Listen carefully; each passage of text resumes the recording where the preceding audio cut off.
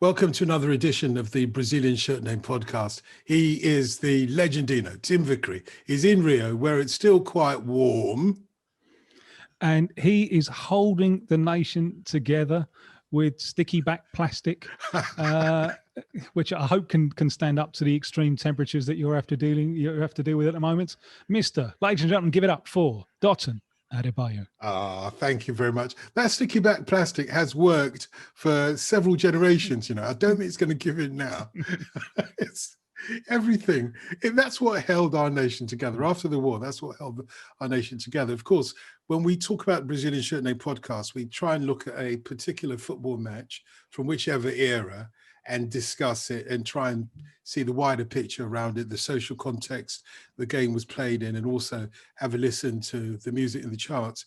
And I see that you've picked one from, well, not my era because I wasn't even born, but nevertheless, the era I went back to as a teenager 20 years afterwards. Indeed, and I'm really looking forward to taking everyone back there now, because the kind of the 50s, the mid 50s, I think we kind of grew up, maybe not you because you were a teddy boy, but we kind of grew up with the idea that, there was a war and then there was the 50s and nothing happened. And then suddenly the 60s and sex was invented and everything was cool. But we're going back now to the 9th of May, 1956. And there is just so much going on. There's so many tectonic plates are being moved. It's the first time ever that England played Brazil, and it happens at Wembley. But look wider. The Khrushchev speech, having a go at Stalin, has been made and is being distributed. And it's beginning to kick off the events in Hungary that essentially mean the end of the credibility of the Stalinist left. Yeah, and not just that. You said there had been a war. Yes, there had been a war, ended 11 years prior to this match. However, if you look at the front pages of the newspaper at the time, it's very evident that we are still in the kind of war atmosphere, the consequences of the war all over the place. And we're just going to have another one because Colonel Nasser is about to nationalize the Suez Canal. And over the course of the summer, there's some plotting with the English and the French and the Israeli governments together to kind of get involved there. And in October, a few months after this match, there's the Suez invasion, where it is the definitive moment when Britain is revealed no longer to be a great power. And the consequence of that is that the ruling class think, well, what are we going to do now? We're going to have to join the European Union. And it took a fair while to get in. Wonder how that one worked out. So that's another tectonic plate. Also, just a couple of weeks after, or a week after this game, we have the first appearance in the UK charts by Elvis Presley, or the man referred to by those in the south of the United States as Elvis Presley. I love the way they can say his name without saying any S's. Is that what first got you into the whole thing? Yeah, the lack of S's in his name, yeah.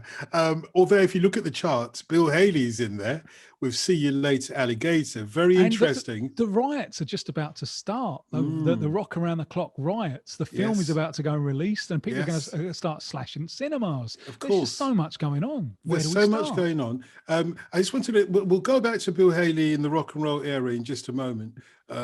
We should really talk about the match, but I just wanted to point to what you said about Suez is about to happen and Britain's about to realize that it's no longer a world superpower. There's an indication of that here on the front page of the Manchester Guardian. May the 9th, by the way, was a Wednesday, and Manchester Guardian in those days cost 3D, which is like a 1p nowadays. And there's a story about, and I have to do this because, I grew up in Little Cyprus in North London. So this one caught my eye straight away, Cypriot terrorist to be executed. So this is a point where Cyprus is still part of the English domain, the corners of the world that will forever be England, and Cyprus is basically a colonial part of the empire. And a couple of young men, Michael Karaolis, who was only 23 years old, and Andreas Dimitri, who was 22 years old, Karolis shot a policeman in the back in Nicosia, and Dimitri shot a British businessman in Famagusta, which was and I'm not making excuses for it at all, but I'm just saying that often enough, when all these liberation struggles started, they met with resistance from the state, which was in Westminster, of course, thousands of miles away. And often enough, there were these acts that would be described as terrorist acts by the British. I would say, if you're an impartial observer, you might not call them terrorist acts. They are dastardly acts, don't get me wrong. But both of those men are about to be executed. They're about to be hanged. As this game is about to be played, there are all sorts of deliberations from the Greek government appealing to Westminster not to hang them. I think those appeals went unheard. But, we're only on the Wednesday, so I don't know what happens afterwards. But it's an interesting point. And here, the US is authorizing more bombers. We're 11 years away from the war, but they're ordering more B-52 bombers. Now, if you know the B-52, that was your actual aircraft of the, or it was the, what was I going to say? It was more sort of like a spaceship of the aircraft, the military aircraft. Used to go over there and drop those rock lobsters. But they were huge. They were huge, and there were no B-52 bands playing. The Rock Lobster wasn't a joke in those days, you know that. But they were huge. These planes, they're ordering more and more and more. They've upped. They were only building 6 B-52s a month. Now they're upping that game to 20 a month. So clearly they're still in a war footing. Well, now, we're not that far away from President Eisenhower and his famous farewell speech, warning about the military-industrial complex. There you see it. Well, yeah, in the language that people still use today, by the way. Yeah, but there's money to be made in them there rock lobsters. Apparently so. They made a lot of money. Although they were always slightly, second fiddle to David Byrne and Talking Heads. Yeah, they were kind of in that shadow a little bit. But anyway, the interesting thing is the world is still, or at least Europe and America is still very much on a war footing. I should say Europe and North America, you being in Rio, still very much on a war footing. But the game between England and Brazil, the first one, as you say, at Wembley, at the first meeting of the two teams, at Wembley, 100,000 people there. It's a very friendly affair to start off with. This is like, the goodwill match, as it were. England has heard a lot of Brazil, and we'll get onto the commentary. The commentaries or the reports from the match reports are so fascinating. News, yes. It's the language that they use. Yes. The language they use. It's either Oxford or it's Cambridge. Yes. Yes. Well, we'll get on to how intelligent the English team were as opposed to the sort of... now, there was one phrase that I saw, the artistry versus the artisan. And the artisan won out in this, not the artistry of the individual skills of the Brazilians. Now, it is a fascinating match. So Wembley, Wednesday, May the 9th, England meet Brazil for the very first time. Brazil are wearing very tight shorts. Yeah. One of the commentators pointed out, right. It's not me that's saying it, very, very tight shorts compared to the baggy, gentlemanly, leisurely activity of the British and the English team. And one of the Brazilian players has actually got his shorts right up to his midriff. And, it looks as if he's going to go out doing some funny dance. And here's another little anecdote from the match. Depending on the weather, depending on the weather, the Brazilian footballers were either going to wear the warmer blue jerseys, long sleeve blue jerseys of wool, if the weather became chilly, or they would wear their short sleeve yellow shirts made of cotton if the weather was warm. Did you know that? I had seen that, yeah, but there's something which I find even more interesting about what they were wearing.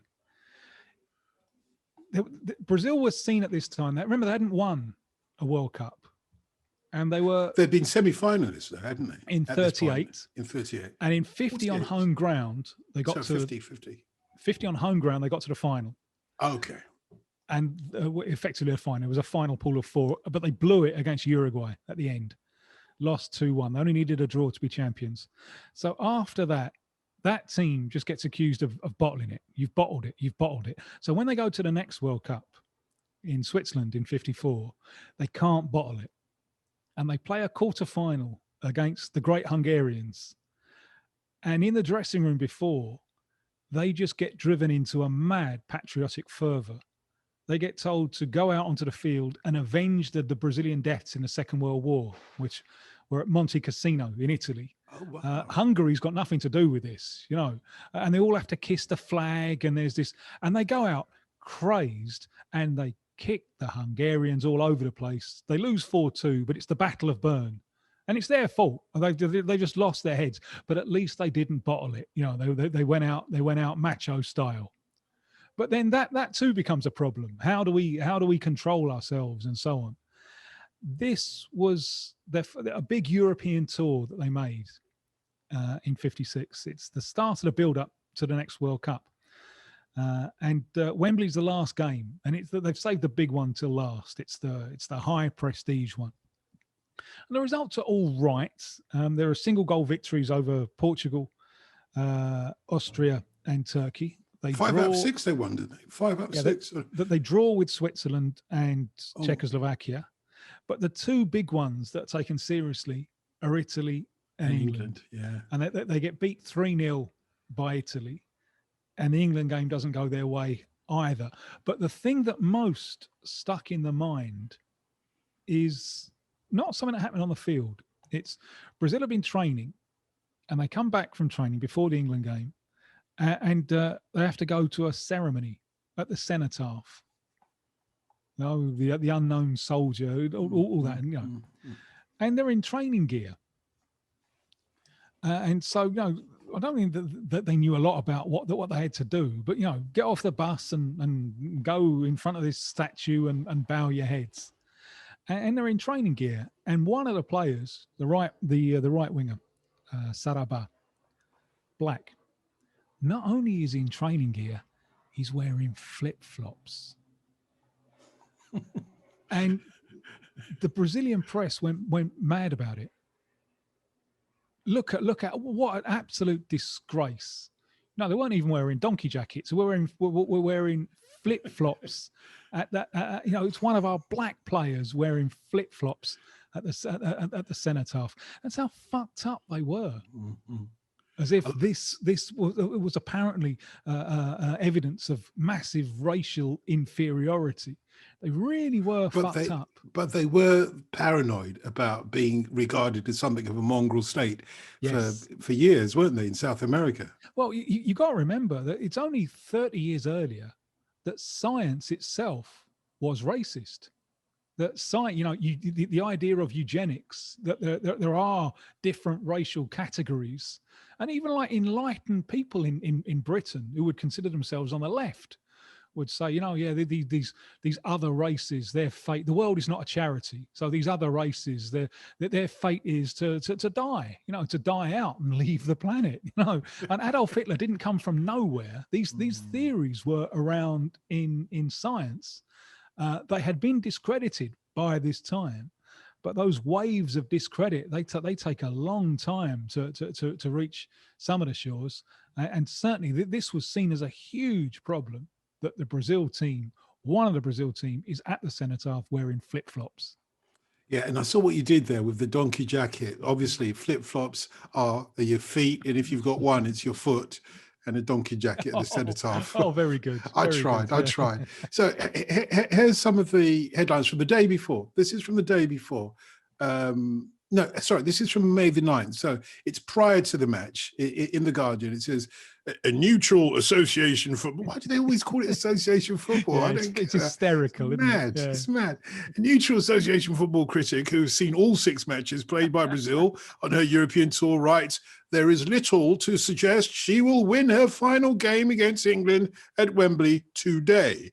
A few years ago, an England side playing at Wembley or anywhere else might well have been confounded by South American artistry. Many international matches of recent years have, however, been lessons to England, and there will be be no excuse today if they have not shed their conservative habits. Brazil's most recent match on this tour, a 1-0 against Turkey at Istanbul, was described as a struggle between the British style and the athletic, collective, efficient, the British style, athletic, collective, efficient in its way, but often uninspired, adopted by the Turks. So the Turks are playing the British style, which is athletic, collective, efficient in its way, but often uninspired, and the florid individualism dear to South Americans.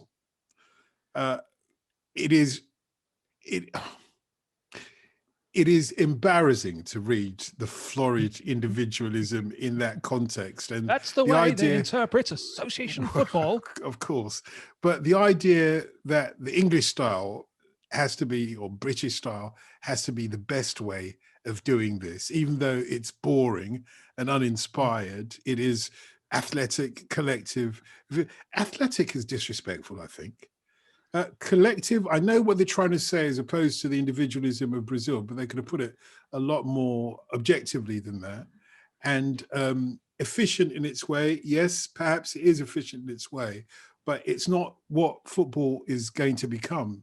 The history would seem to be on the side of the Brazilians in this. Who's the star turn in this game? Stanley Matthews. 41-year-old Stanley Matthews. And they call him the veteran of the game. He's got another 10 years to play, yeah? I don't know what they're saying. This is one of his great days. And Matthews had been to Brazil in 50 and for the World Cup. And he got obsessed with the lightweight boots. You know, because remember those clodhopper boots? They were still around when we were kids. Yeah, of course, yeah. Matthews thinking, well, what's the point of that? I don't need that. I need lightweight boots. So he was inspired by that, and that's the direction that he took. And he's probably the most stereotypically South American footballer on the field. Very good point. Yeah, it just shows how weak some of these national stereotypes can be. Although I think the reason that he's so dominant has a great deal to do with the way that the teams are set up. Brazil have just launched the back four. They're pioneering the back four. They've withdrawn an extra player from midfield to the back line. So they've got 2 centre-backs and 2 full-backs, back four. And it won them the World Cups. But right at the start in this transition, what it's done is, because they still got 4 up front, they've got 2 wingers and a centre forward and an inside forward playing just off him. So there's only 2 in the midfield. And those 2 in the midfield, they've just got so much space to cover. And that means that there's no one, apart from the left back, Nilton Santos, there's no one getting across to mark Stanley Matthews. So with some of the stuff that Matthews does in this game, he's got so much space to operate in. He doesn't even have to beat the fullback. He's got enough space in front of the fullback to get across in and to be dangerous that way. So one of the big lessons that Brazil learned from this is, right, if we're going to do this, we've got to tighten up in midfield. Very, very few of these players on either side actually go to the World Cup 2 years later. Not many of them. And Brazil keep most of the defensive unit. So there's one centre-back who never played again. They keep the rest. But what they changed before the World Cup, lots of things changed. But what they changed tactically was they brought in a winger, Zagallo, who would work back. He was little ant. He would work back, exactly in the space that Stanley Matthews enjoyed so much. So the great lesson of this game, I think, is Brazil applying intelligence to think, well, why did we lose there and how can we get better? Because if you are coming away from this game at the end of the game on May the 9th, 56, at that point, you're thinking of these 2 sides, which is going to win the World Cup in 2 years' time? Well, it's not going to be Brazil, but it was with a different team, but still with a back four, but they'd learnt some lessons. And clearly they've got some new players coming through. Pele hadn't played a professional game at this point. 17-year-old, isn't he? He makes his 17 or debut. 18. 17 the following 17. 2 years later, he's 17. So he's only 15 now. He makes his debut 3 or 4 months after this game. So they've got some players coming through, but they learn from this. England, now if you look at the England side, there's only one club with more than one player. They're from all sorts of places. Now, because the manager, Walter Winterbottom, he doesn't pick the team. It's It's mad. picked. It's completely No, it's mad, picked isn't by it? the by the selection committee. The either Oxford or it's Cambridge selection committee pick the team. So it's a different team every time. There's no continuity in the team at all. It's, oh yeah, we'll have that one in this time, and we'll have that one. The manager's got no say, and the one club that has more than one player is Man United. Yeah. And you know what happens to all course. three of those players? Great players all. Roger Byrne, the captain, the defender, Duncan Edwards, maybe the greatest player the Islands have ever produced, and Tommy Taylor, the centre forward, who has a great game against Brazil. And Inter Milan wanted him. That's how good he was. Matt Busby wouldn't sell him because the clubs didn't have to in those days. So there's almost no one from that England side who plays in the World Cup. It's a completely different team. So as far as the World Cup in '58 is concerned, from England's point of view, this game might as well not have happened. But from the Brazil point of view, they've seen where they had to improve in order to beat sides like England and win the World Cup. Yeah, there is a sad cloud hanging over this match for those of us who have the benefit of hindsight to know what happens 2 years later, because you're seeing those great footballers in their prime. I mean, Duncan Edwards, I'd never really seen him play until I saw this match, and big guy, and you can imagine the shock, and I've read about the shock that people had in Manchester when it was announced that he had died, because he survived through a few days, 2 weeks or 3 weeks or something. Right, like okay. that, yeah. And then, the shock of him dying, then, people realized if that giant of a man could have been in the prime of his youth as well, could have been felled, then, anybody could have been felled. That is the shadow overlooking this, but it is a game that is played in the right spirit. Well, apart from when Brazil get penalties awarded, I'm coming on to that. Come on, we're not having any of that. Why did you have to? Sorry. Why did you have to? Sorry. Oh my goodness! I built it up. I'd spent all week figuring out how to build this one up. It's to lead you down a blind alley. I'm sorry. Don't worry, Tim. I was going to come on to that anyway. I was going to say England has the first sight goal.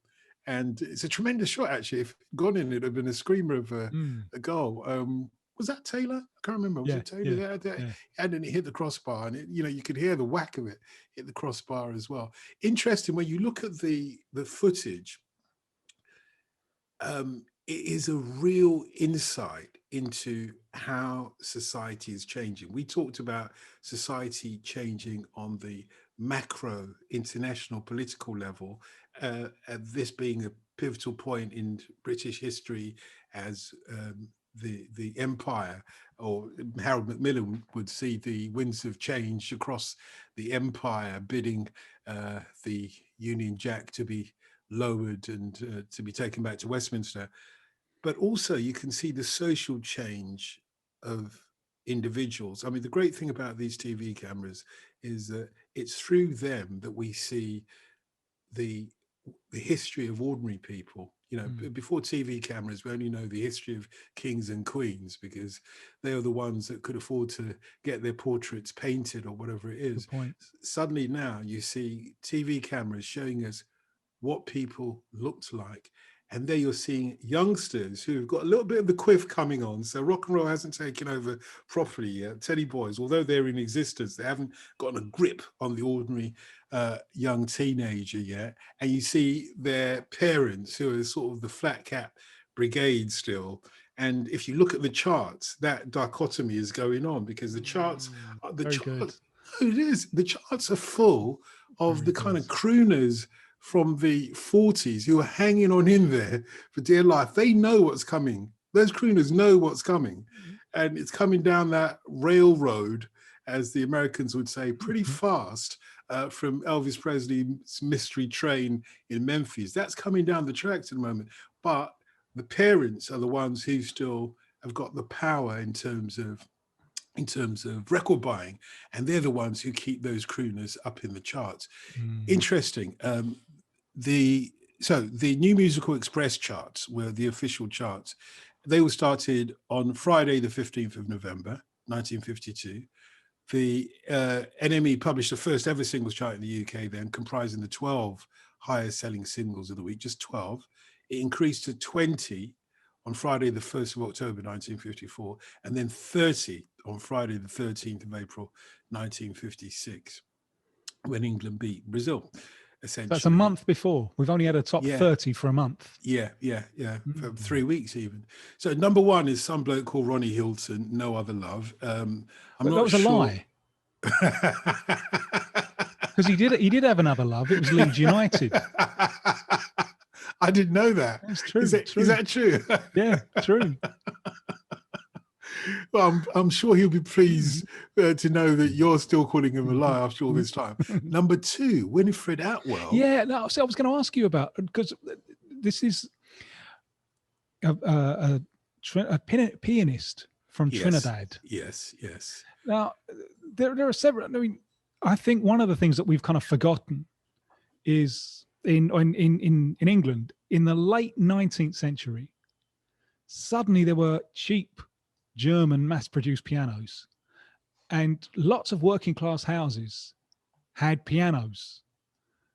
Some, I wouldn't say lots. I regret that I didn't grow up with one, but and the idea of congregating after the pubs have closed, you congregate around someone's house for a sing-song on the piano. Yeah, I think that's a part of English working class culture which has been lost.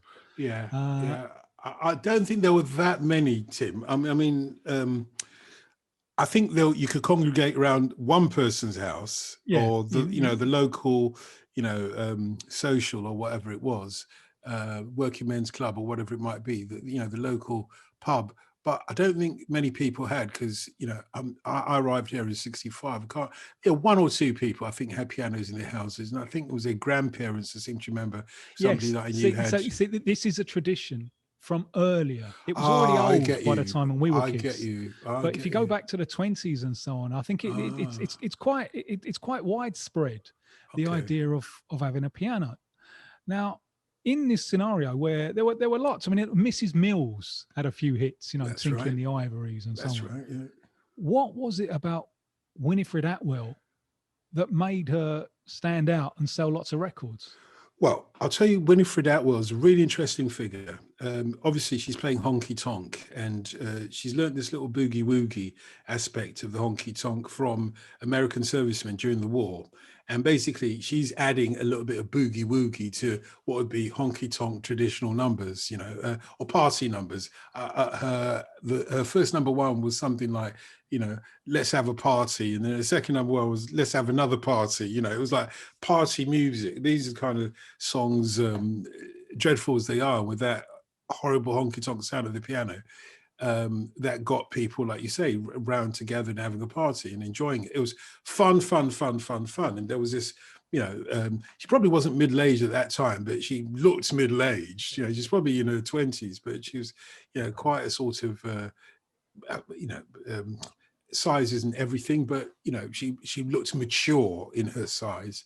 And but why she's interesting to me is, she was the first real pop star from the Caribbean in this country. And she used the money that she made to buy up houses in Brixton in particular, for when the first wave of post-war immigrants started coming from the Caribbean. So when people arrived on the Windrush in 1948, they were taken down to Clapham Air Raid Shelter to sleep. They were mostly men. There was 491 men and one woman on that Windrush. They were taken down to the Clapham Air Raid Shelter. The next morning, taken down to Brixton Dole office, which was on Cold Harbour Lane. I used to work next door to it, because the Voice newspaper was at 370 Cold Harbour Lane. The Dole office, I think, was 372 Cold Harbour Lane. It would have been the other way around. And it was still there. It's gone now. They've ripped it down. I think they put some kind of hotel or something in its place. But she had the bright idea that all these people are coming over, that have nowhere to live. I'll buy up all these houses, the money I have, and rent them out to her. That's actually made her fortune, not by Tinkling the Ivories. And then she disappeared to Australia sometime in the late 50s or early 60s. I don't know why. Maybe, you know, she found love there or something like that. And then the history goes cold on her at that point. But initially, she was the first major landlord to people coming over from the Caribbean. That's why I found her so really intriguing. And yeah, it's a great story, great story. Yeah. And of course, this is the era of post-war immigration. Still, we're talking about 1956. Not very much evidence of that at Wembley. I'm sure there were. I'm sure there were some Brazilians or whatever in the audience, but you can't really. Everybody looks very English at that time. Anyway, apart from that, apart from Winifred Atwell, Dreamweavers, It's Almost Tomorrow. I think we can move over on that one. It's a pretty dreadful tune. I think Rock and Roll Waltzing by Kay Starr is no better. She's a singer. Yeah. But she and her background, she's a jazz singer. This is the more poppy end because that's what sells. But that's another thing which I think has been lost with time. Just how important jazz was. No, it's like since the Beatles emerged, it's almost that all of that has been forgotten. But jazz had huge penetration. And you know, the first youth culture riot wasn't Mods Against Rockers. It was the BBC was showing the Bewley Jazz Festival, and Acker Bilk come on, and there's a ruck between the trad jazz guys and the modern jazz guys. The BBC have to take it off the air, you know. And you're thinking, but jazz was really, really important, and you can hear parts of jazz and well, we've got the great Louis Armstrong as well to talk about. Although there are two versions of that, and I'm coming on to that, two versions of that Mac the Knife in the charts, theme from the Three Penny Opera of Bertolt Brecht. You know, our producer, Mark, who's just a youngster, didn't know what a Three Penny Opera was. Interesting, yeah, fair enough. It's not a thing, but it was the title of sort of theatre, dramatical, musical theatre, if you want to put it that way. But interesting enough, there are two versions of it. So you've got the Louis Armstrong, much better version, which is a very jazzed up version, isn't it? It's New Orleans. Totally, all the way. That's the way they took it. That's the way Ella Fitzgerald, because there is Ella Fitzgerald does it with Louis Armstrong actually as well. But that's the way that's the way it's supposed to be honest. I don't know if Bertolt Brecht knew that, but that's definitely the way it is now. But interesting enough, so he's at number 8. Louis Armstrong is number 8, with theme from the Three Penny Opera, Mac the Knife. And at number 19 is Dick Hyman Trio with theme from the Three Penny Opera. It's not exactly the same, but nevertheless, that was really popular then, isn't it? People doing lots of versions of songs. Well, this is what I'm coming to. You know what the difference was, Tim, is, as you say, jazz is very influential in the charts at this point, but it's also the real beginning of what we know as pop, you know. Mm-hmm. This is where you start seeing particularly white artists covering versions of rhythm and blues tunes that have been done by black artists. So you've got, the Only You by the Hilltoppers there, which isn't a bad version. It's not a bad version, but, you know, it's certainly not the original of Only You. And you've got The Great Pretender in there as well at number 20 by Jimmy Parkinson. Well, that is crap. Yeah, that is crap. That is crap. Although I think the Hilltoppers' Only You ain't too bad. But of course, both tunes were done by the Platters initially, which were a black group. And they were quite schmaltzy. They were kind of black pop, if you like, before Motown. Nat King Cole.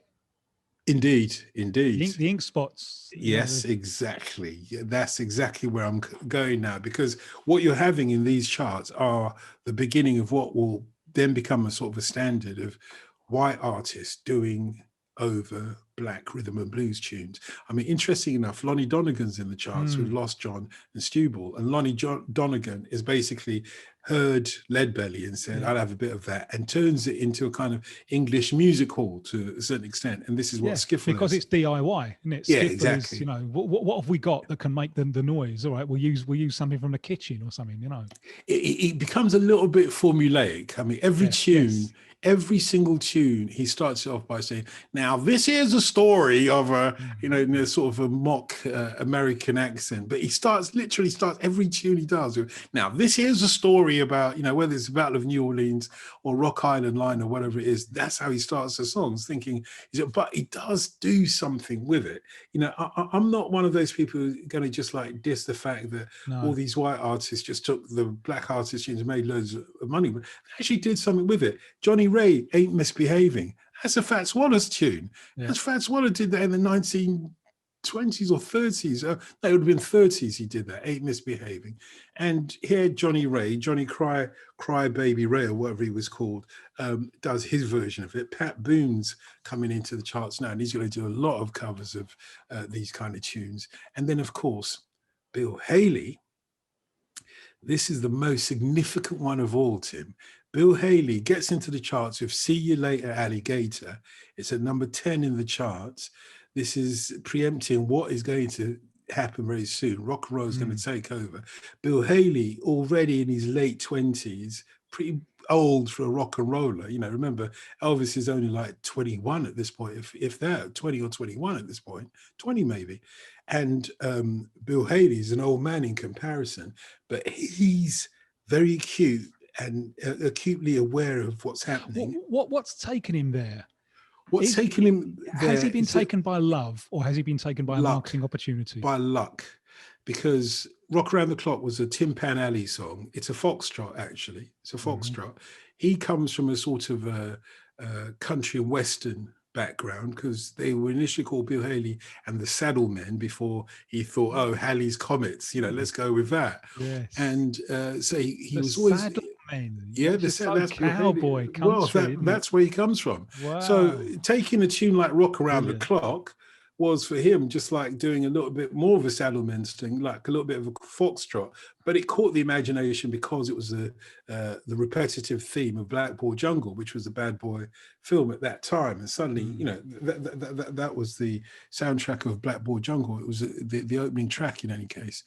And so it's luck that happened to him. But what he's done there, he's acutely aware of the music that's popping up, which is black rhythm and blues. See You Later, Alligator was initially on Chess Records, recorded by a guy called Bobby Charles. Now, Bobby Charles was a white guy, the only white guy in those days to be recorded by Chess Records, the home of Howlin' Wolf, Junior Parker, not Junior Parker, what am I talking about? Little Junior Walter, Little Walter, Bo Diddley, and all these, and Chuck Berry. Bobby Charles is this white guy who does this amazing track called See You Later, Alligator. He does it like a rhythm and blues, very piano, boogie-woogie piano oriented. Well, this is what Bill Haley does to it. He turns it into pop. If you want a lesson in pop, listen to those two versions. That's the difference essentially between the Bobby Charles version and the Bill Haley version, is that one is rhythm and blues and the other is made for the charts, for your parents.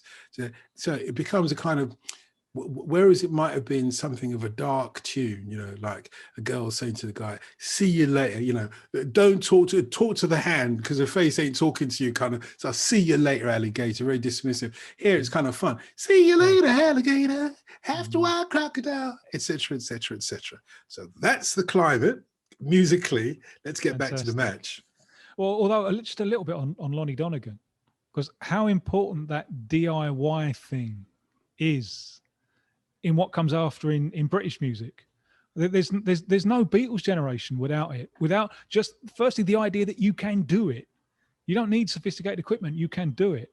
And it's also, ironically, because Lonnie himself moaned about this forever, it's also the basis of punk. Of course it is. Of course it is. Do it yourself. Punk took it one step further. You don't Yeah. need the record company. You can go down, get yourself 30 quid, get a couple of mates together, go into a recording studio, knock out a tune in an hour, and that's all right, because there aren't very many other punk tunes out, rough and ready. You're absolutely right in that sense. Lonnie Donegan couldn't but moan about punk because it was the antithesis of what he was doing. He was taking folk music. Remember, if you're coming from Leadbelly, it's folk music. You're anglicizing it with all the humor of the English music hall, but My Old Man's a Dustman.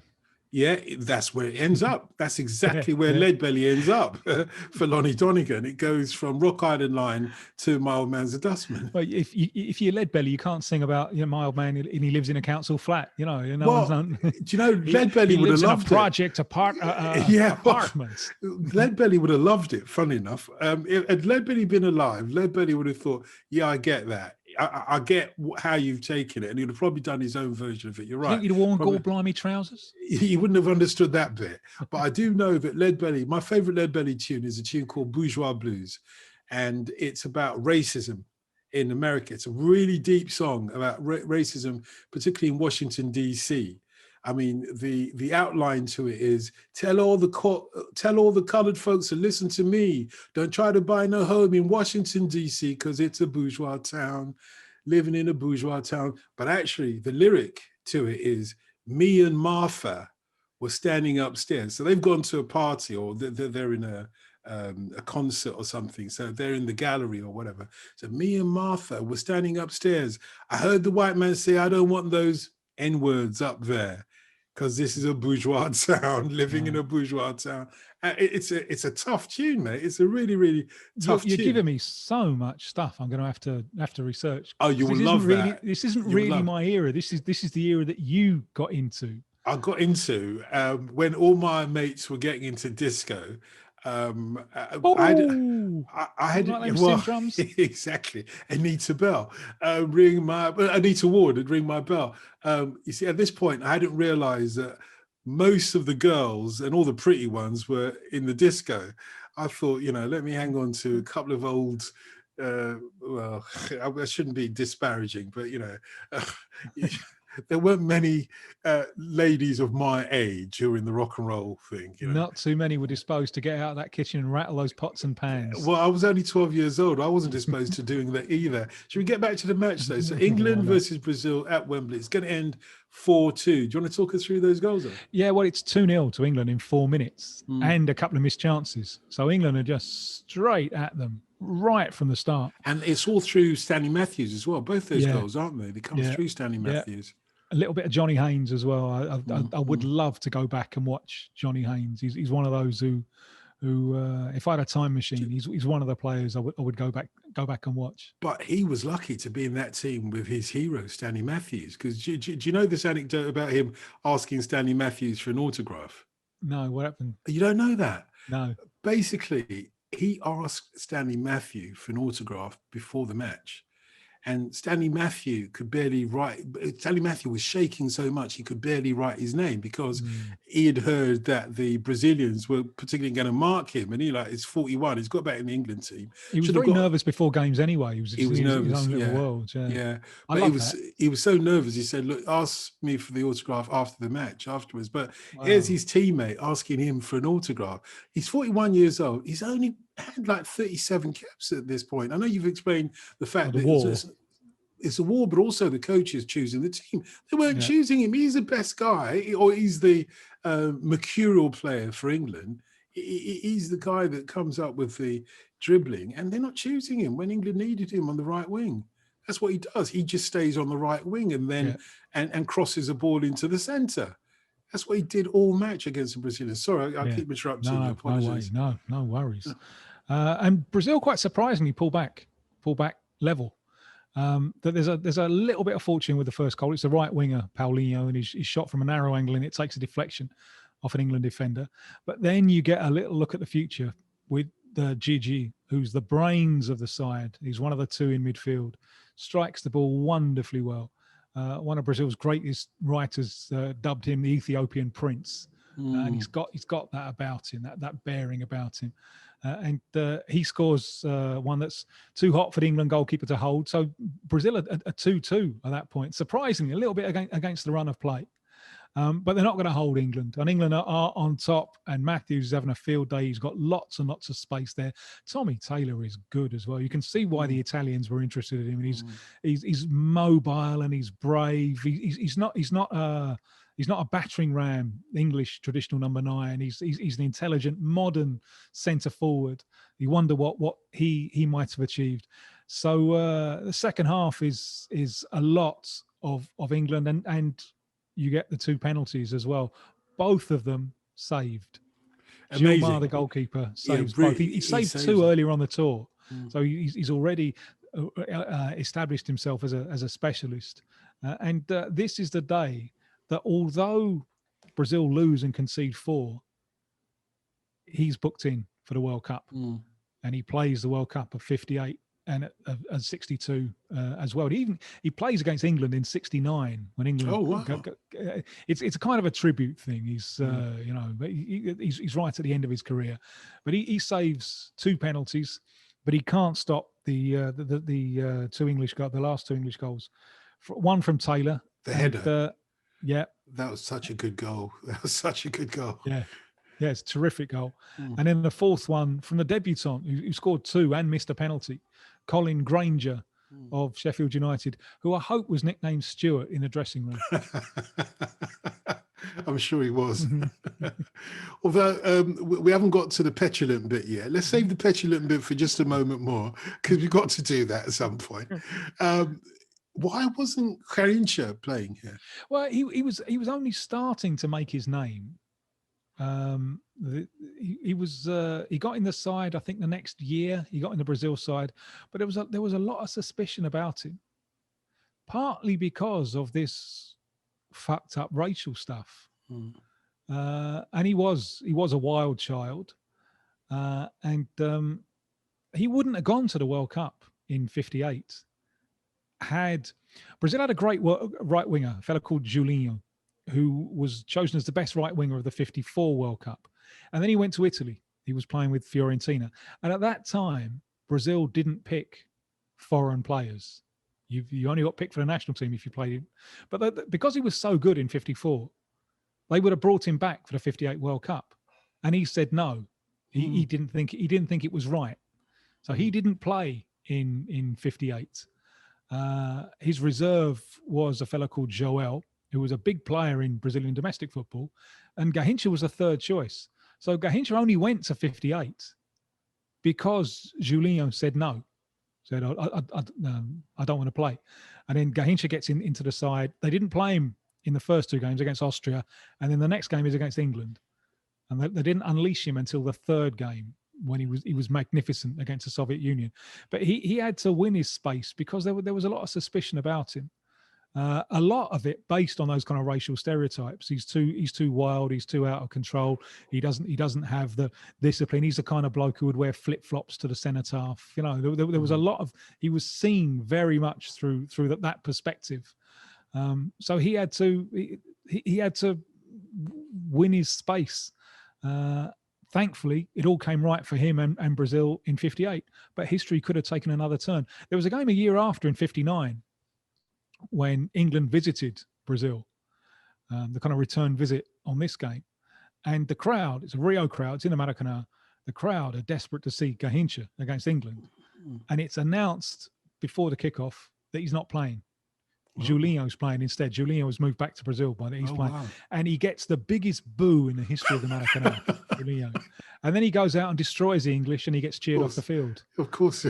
Oh, for goodness sake. Why do they boo? I always feel uncomfortable when when people start booing. It's not right, a football match. You've got to save that booing for your home. In front of the TV you can boo if you as loud as you want, but especially when it's a part of yourself that you're booing. There's something wrong there, I think. Yes. Well, in a national team, it's an absolute disgrace. Well, booing any player in a national team. If we're talking about England-Brazil, let's fast forward to 84 when John Barnes scores that fabulous goal. And on the plane, taking the England team to the next game, which is Uruguay, there's a group of England thugs traveling fan thugs barracking John Barnes and saying that the score was only 1-0 because goals from a black player don't count. You know, that's what booing you. So they're booing themselves. It's mad. It's part of us, you know, accept it. It's part of who we are. It's part of the music that we listen to, as you've explained so brilliantly. Isn't it funny though that I was going to say to you, because I wasn't even thinking about the English experience. I was going to say that from what you've told us about the narrative of Brazilian football, but also Brazilian racial identity, that it kind of goes hand in hand to a certain extent. Yeah. When Brazil, and I'm not saying it's perfect, I've talked to you, you know, privately before, and you've told me it's not perfect. There's still a lot of issues, but it does seem as if the black players in the Brazil team at least start being accepted when Brazil is doing well, i.e. 1958. That's the real importance of 58. They win the World Cup, and the best players, Pele and Gigi, are black. Garrincha is a mixture, but there's a lot of indigenous in him, and that's a key moment, which it's a double-edged sword in a way, because there's no doubt about it that this takes away some of this eugenics idea of racial inferiority. On the other hand, it allows too many people to say that all problems have all been solved. Sure. So it kind of cuts both ways. But I would say that the positive outweighs the negative. Sure. And whatever else you say, in 1956 against England, they must have been the only multiracial international side. I can't think of any other. Uruguay.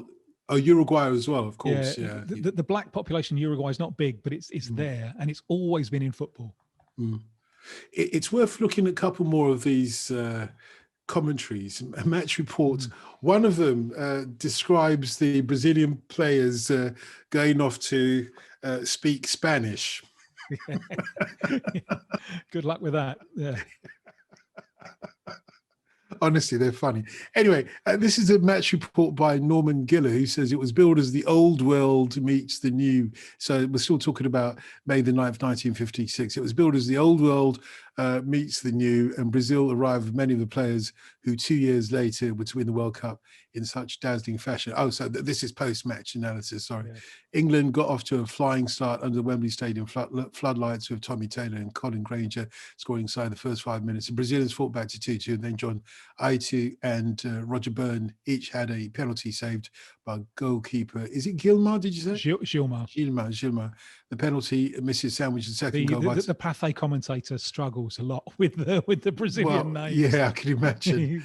And the penalty misses sandwich the second goal by Taylor, made for him by Stanley Matthews at his magical best against one of the all-time great left-backs, Nilton Santos. Now, that is the big matchup in this, isn't it? It's Matthews versus Santos, and clearly Matthews wins out. How did Santos take that subsequently? Not very well. I mean, he's a legend in Brazilian football. He's known as the encyclopedia of football. And the stadium, the second stadium in Rio, the one that was built for the Pan American Games and hosted the Olympics, it was where Usain Bolt did his stuff. That stadium, the official name of that stadium is Nilton Santos Stadium. So that shows you the importance that this fella has. But he was taken to the cleaners that day. As I say, there was so much space in front of him that Matthews, to put in some of his crosses, he didn't even have to beat Nilton Santos. He could just cut inside and put in the cross. But it was a bad day for him. He benefited, Nilton Santos, from playing for Botafogo, because the Botafogo right winger is Garrincha. Now that means he only has to face him in training. There were many times when they were in training with the national team and they're up against him, Nilton Santos would say, "Look, just go easy on me, for Christ's sake. Don't make me look bad." Where he would make every other left back look like an idiot. But Nilton Santos benefited from having Garrincha on his side. But he was a great player, although he ended, he moved a little bit inside. There's a story about him in the vital game of the '62 World Cup. It's the last group game against Spain, and there's a danger if Brazil lose, they'll be knocked out. And he clearly commits a penalty. But he takes a step forward and puts his arms up and he manages to convince the referee, no, it was on the edge of the area. It wasn't actually in the area. That step forward, he was 37 then. That step forward was, yeah, all right, I might not be as quick as I was, but I know all the angles. Well, this is the review of the game in The Guardian on the 10th of May. Masterly play of Matthews is the headline, by an old international. It's written by an old international. Yeah, that's the only byline they used to have these strange bylines. This was really common in newspaper reporting at the time. It's these mad. strange bylines. So we have no idea who it was, but he's an old international. And this is the bit that I'm coming to. I'm going to jump ahead. So we go back to read the rest of it later on. But this is the bit that everybody's been waiting for. The interlude. Then comedy broke out with a vengeance. The referee gave a penalty for England and at once became a feeble unit in a threatening infinitude, whatever that means. In the middle of the argument, Alvaro, rather than let the kick be taken, tucked the ball under his arm and set off for the dressing room. Whereupon, this is the bit you'll love, whereupon the Brazilian manager thought the time ripe to enter the arena and speak a few calming words in colloquial Spanish. Well, I knew the manager, Flavio Costa, and he did have he comes the air on the of, field. He comes on the field. He did have the air of a tango dancer with a little, perhaps, but I don't think he was speaking Spanish. No. Colloquial Spanish at that. So they're looking at Portuguese rather disparaging. Portuguese is barely colloquial Spanish. Oh, I love it. I love it. Do you want to explain Alvaro's action? Well, Alvaro. That's another one that the Pathé commentator struggles with a little bit. Yeah, well, we had, on the World Football phone-in, we had the daughter of a referee, an English referee, who phoned up, and her father had gone out frequently to referee games in Brazil and Argentina and Copa America games. So, they were looking for British referees to impose some kind of order on people. And this referee we were talking about, he got kicked by players in games. There's a famous phrase from around this time, something like the European player takes the field disposed either to win or lose. The South American takes the field disposed either to win or blame the referee.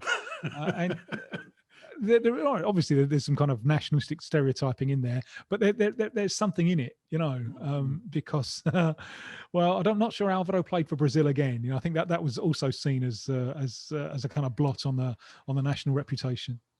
Yeah, but I can understand why he did it, because basically the free kick had been taken quickly. This was the problem for them. They weren't ready for the free kick. So the penalty is a result of a free kick. I think Johnny Haynes took the free kick and really took it very quickly. Was it Johnny Haynes? Possibly. Or was it might have been Billy Wright, who was the captain. Anyway, whoever it was took the free kick very quickly. The Brazilians weren't ready, and they just thought, hang on, the ref hasn't blown his whistle or whatever. So he catches the ball. Do you know, like he did? It always used to get me. It's a brave player that makes the referee's decision for him. When you've been fouled and you just grab the ball on the ground, you're thinking, give him handball, ref.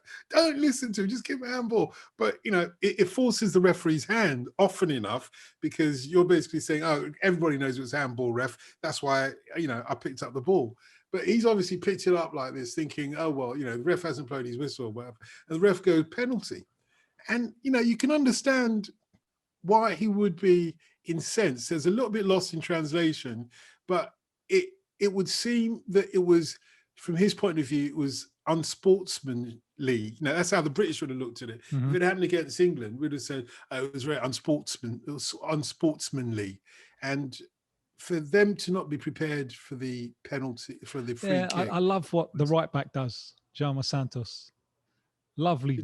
He left us quite recently, but he's the man who just puts peace. He brings peace. Oh yes, of course. Yeah. He goes and shakes the referee's hand, and he puts the ball on the spot. And all right, no worries. Yeah. Perhaps he trusted his goalkeeper a little bit more than Alvaro. Well, this is the thing. Did the chaos around this penalty put? Was it Tommy Taylor? No, one was Johnny Attio. The second, I can't remember who the second one was. Okay. Where it was whether it was Stuart Granger or Roger Byrne, I can't remember. But I think it was Johnny Achio's penalty, wasn't it? This Right, one? the first one, yeah. Yeah, I think so. And it puts the penalty taker off anyway, I would have thought.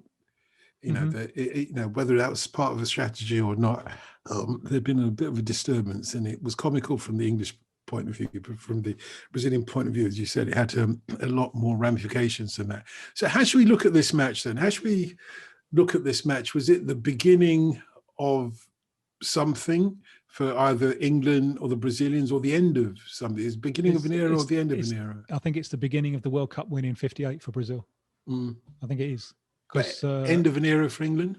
Well, yeah, and maybe the end of that era is the Munich Air disaster, when you lose Byrne, Taylor, and Edwards.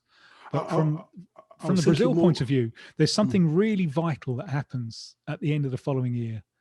His name gets a lot of criticism, and I understand that. But a fellow called João Havelange takes on the Brazilian FA. He becomes president of Brazilian FA. By God, does he get them organised?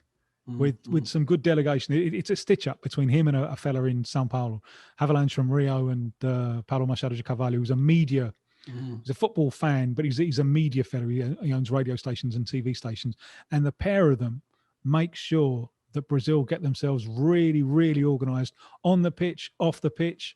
They go to Sweden well before the World Cup, and they scout locations for hotels. There's not going to be any repetition of what Alvaro did there. That ain't going to happen. We're just not going to permit that.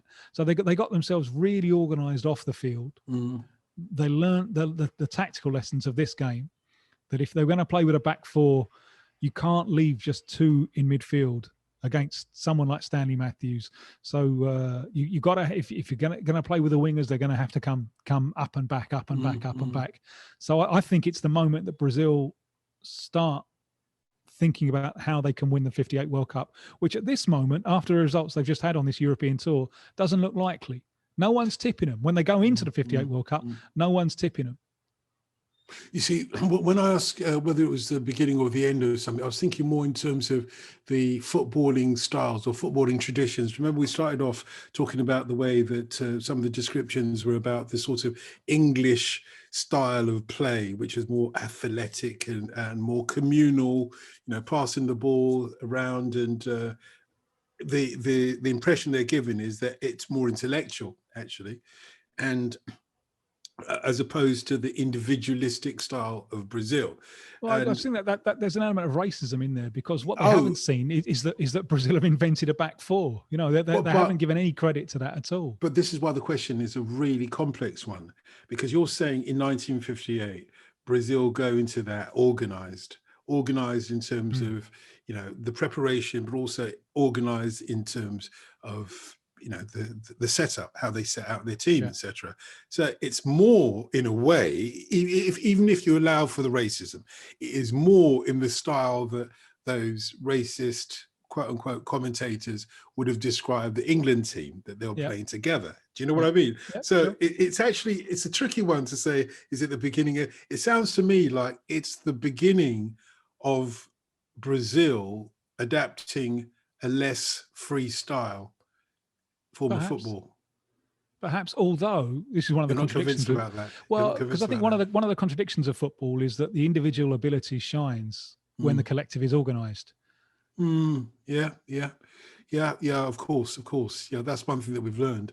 But then, does it change anything in the English way of playing? I don't think it does much, does it? No, I don't think so. Yeah. The big change, I think, England is when Ramsey takes over after the '62 That's World 10 Cup. years. Well, 10 years time, England are going to win the World Cup. Yeah. Why? How do they do that then? What fundamentally changes in the way that England sets up? Ramsey takes over after the '62 World Cup, and he says, "Well, I'm only going to take over if I can pick the team." So he becomes the first England manager who can pick the team. The end of the maximum wage ends at the start of the '60s, so you can get paid more. Well, Johnny Haynes becomes the first £100 a week footballer, and that means that you're going to get brighter kids going into it, like say Alan Ball, Martin Peters. You've got bright kids going in there, but also Ramsey never admitted this, but he took so much from that Brazil side with a back four, and what he did with Alan Ball and Peters in the 66 World Cup, when he used them as wingers, he didn't have any Stanley Matthews figures who just hug the touchline and wait for the ball. He played Alan Ball and Martin Peters as wingers. And really, they're duplicating the role that Zagallo did for Brazil. Because they can be wingers. And Alan Ball was quick enough to get to the byline. Like in that famous goal, the one that hit the crossbar, the Jeff Hurst controversial one, that's Alan Ball being a right winger. He gets to the byline and pulls the ball back. Peters was so good that he didn't have to get to the byline to put in crosses. And it's his cross that sets up the vital goal in that World Cup, which was against Argentina, the cross for Jeff Hurst. So Ramsey had effectively, he got a Zagallo on both flank. He got people who were wingers who would also drop back and make the extra man in midfield. So he's thought about it. He's followed Brazil's lead with a back four and with wingers who are working up and back. So, but he never admitted that, and I feel bad about because he was very disparaging about anyone who wasn't English, Alf Ramsey, including the Scots. You know, when he lands at Glasgow Airport for a Scotland England game, welcome to Scotland, Mr. Ramsey. You must be fucking joking. That he hated anyone who wasn't English, but that meant that he never gave the Brazilians the credit that they deserved. Yeah, and let's not forget what Bobby Moore was saying about Alf Ramsey, amongst other things. You know, they were disparaging about him as well, his ethnicity at least. You know, the one thing that is happening, as we hinted at, with all the rock and roll stuff and the quiffs appearing on youngsters' bonces and everything, is that there's a play that Look Back in Anger. I'm just about to bring up Look Back in Anger, and you get the first. Great minds think alike, but your problem here is that I'm an idiot.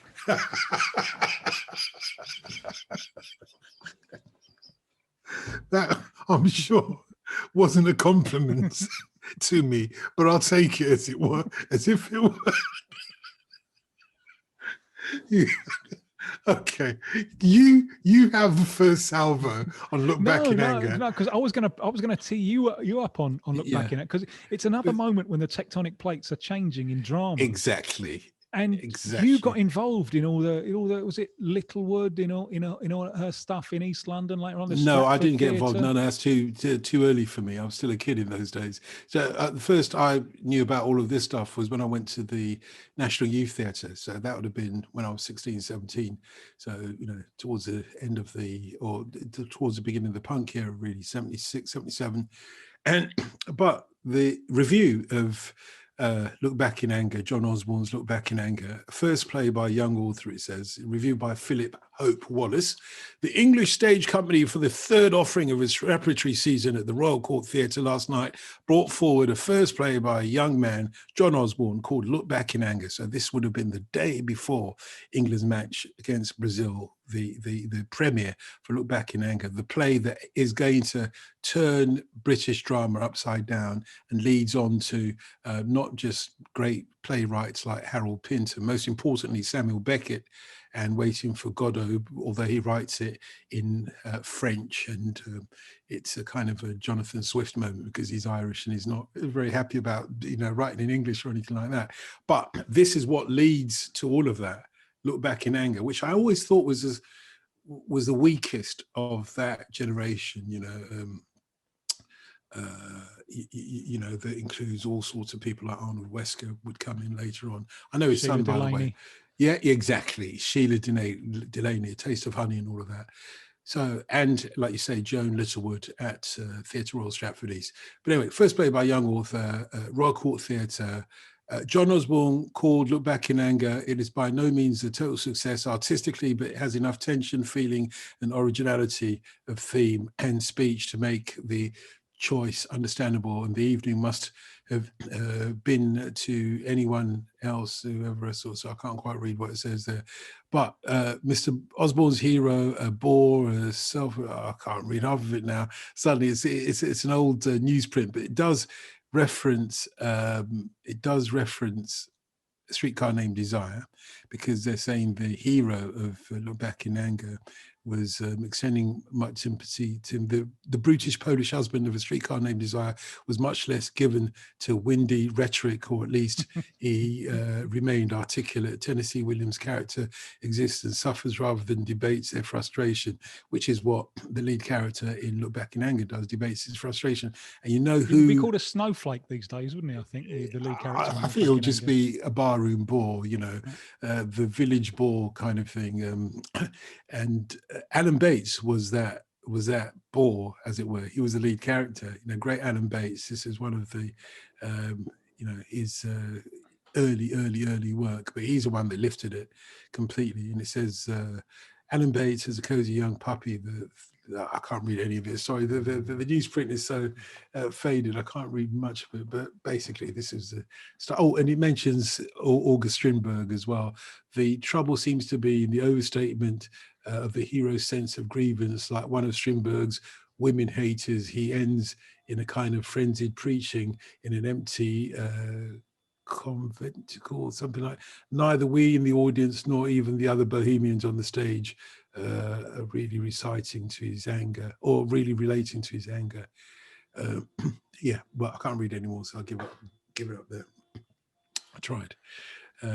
Look at all these things that are happening in the 50s, and these are revolutionary moments, aren't they? They're revolutionary cultural moments. They're happening in football, they're happening in music, they're happening in politics, they're happening in theatre. That idea that I used to have of that, you know, everything cool came in the 60s and the 50s were Dullsville. I've long since had to reevaluate that one. Well, I don't think you do, because I think all of these revolutions start very slowly. You don't notice them. The revolution is actually in the 60s, but this is the beginning. This is the seeds of the revolution. So it's like, you know, the Russian Revolution was 1917, but you could actually go back to Karl Marx writing Das Kapital in the English library, in the British Library. And that would have been the preamble to it. And then there were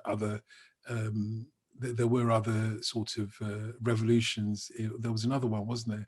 There were two in 1917, I think, in Russia. Basically, the point I'm trying to make is that don't worry about your assessment of it. I think it's an accurate one, because the establishment still have control of the pop charts, still have control of football, as you've established, certainly here in England. The establishment is in control of football. The establishment is in control of the political and social perspective of the world, keeping us in a permanent state of war. And the establishment is still in control of the English stage. It's just one play. That's one play.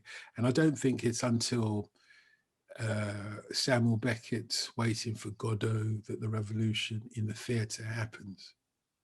So a few years to come, a couple of years. Thank you.